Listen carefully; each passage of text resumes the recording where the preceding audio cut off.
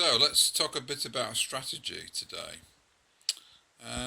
You could make the assumption that all the ICs, all the components are readily available for these modules, and that could be a mistake.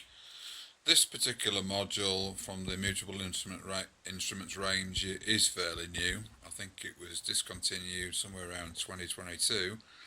One of my previous builds, Clouds, is a little bit older, but not too much older. One of the ICs, I think it was a DAC, was no longer available, which gave me some problems. I did manage to get around that problem in the end, but it meant a lot of work. But clearly, we need to make sure that the thing is feasible to build before we start to order components or do any work. Otherwise, we could just waste our time. I'll put the link in the description for this website. This is where all the bump is available to allow you to build one of these modules. So let's try and find the schematic. So go to next to get there. There's schematics.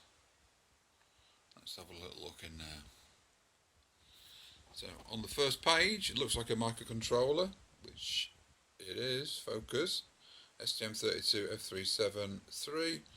Don't think there's going to be an issue with that, but clearly we need to check. We have a crystal oscillator and a few passives. We have a programming header interface. Passives again, resistors and capacitors, no issue with any of those.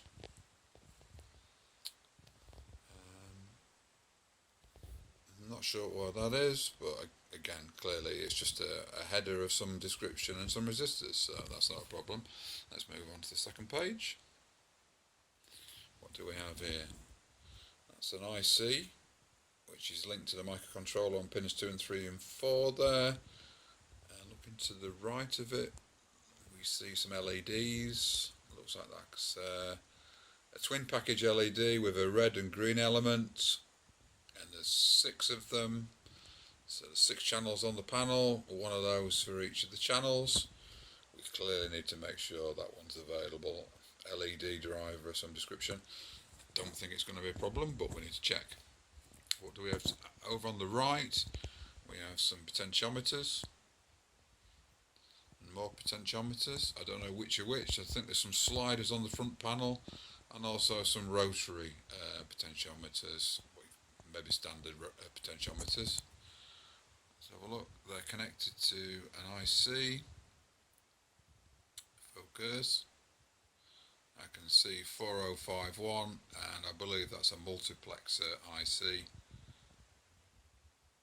and so is that. I think these things have been around since the time of the Ark. I'd be highly surprised if they're not available. In fact, I'm sure I've used those in a project only in the last couple of years. But we need to check. That's obviously part of the strategy. Let's move on. Switches, LEDs, resistors, no issue there. Decoupling capacitors, no issue there. Next page. We have an op-amp circuit, 6 of them, 1 for each channel.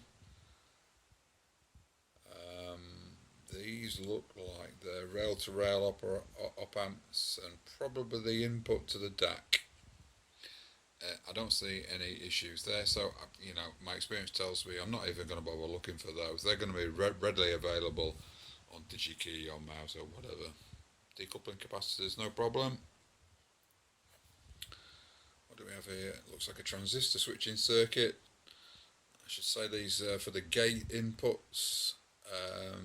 So when we get a gate input, it pulls the connection on the microcontroller low to ground, and the microcontroller can do its work. Again, I think we've got 6. Yeah, so there's 1 for each channel. There's no problem with those at all. Easy to find parts. What is this? A twin package diode package. Yeah, that's not going to be a problem. Now then, what is this? Focus. That's a DAC 81681. I think that might be a potential issue. I think it's also going to be quite expensive. I think I read somewhere it's either a 12-bit or 14-bit DAC, and it's got quite a few channels, of which we're going to use 6 because there's 6 channels on the panel. So we clearly need to check that. Op-amp circuits, these are TL074, so they're from the output of the DAC, 6 of them. Yeah, that's a Jelly Bean component in the trade, which means it's been around for ages, it's cheap, and it's highly unlikely it's going to go obsolete. It also drives a bidirectional LED for the output, so that will tell the user whether the output is currently a positive going voltage or a negative going voltage. So no issues there. That's simple bypass capacitor decoupling. No issue. Next page.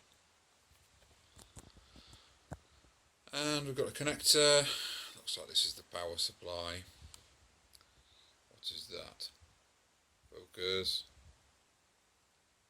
That is a minus 2.5, what do you call it? Reference voltage, LM4040. I think that's a Jelly Bean component as well, so I'm not even going to bother look at that. That's going to be fine, we can get that. Moving to the last part of the schematic, we have some filtering, some capacitors and inductors. Again, no issue with those. Looks like 2 voltage regulators. This one, I recognise the number. I think that's an analog type. Again, that's a Jelly Bean component, no problem. This one, I've got a sneaking suspicion that is a switching type regulator, and if we want to use that particular type, which I suggest we do because it clearly works in the Mutable Instruments design, we clearly need to make sure that that one is available. So just a final few thoughts on strategy, looking at the schematic, page 1 again. For beginners or fairly inexperienced people, you might say, if we look at this STM32 microcontroller as a perfect example, I'm kind of making an assumption that you've got the right tools to be able to solder that to the board. It is quite a small package, and I think there's 64 pins on that, and obviously need to be soldered correctly. So the equipment I use is a microscope with a ×10 magnifying lens. I have just a standard soldering iron with a tapered soldering tip. I use some flux, and I just take my time and go through it. They're really not that difficult. Obviously keep the PCB as clean as possible. I use alcohol to clean the PCB as well. But these are clearly considerations that you need to make before you endeavour or start to think about doing this project.